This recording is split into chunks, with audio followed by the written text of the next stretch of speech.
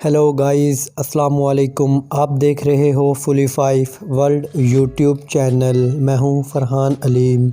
तो गाइस आज हम बात करेंगे पेल एसी में जो एरर E5 और SE हमारे इंडोर की डिस्प्ले स्क्रीन पर शो होते हैं।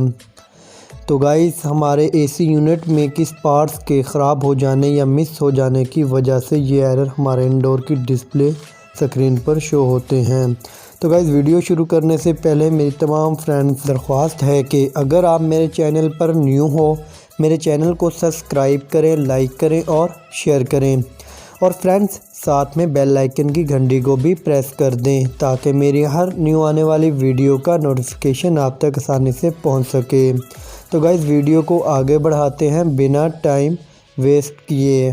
जी तो गाइस E5 और SE फॉल्ट एरर जो हमारे इंडोर के डिस्प्ले पर शो होते हैं गाइस, ये indoor to outdoor wire problem हो तो ये एरर शो होंगे।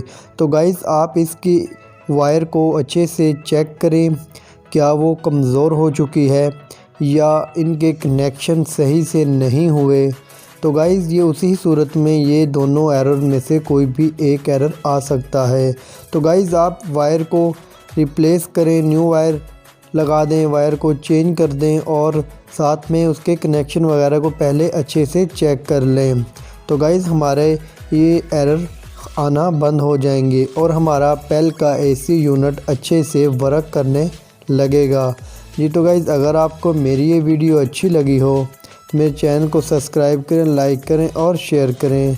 तो गाइस मिलते हैं एक नेक्स्ट वीडियो में। खुदा हाफिज़।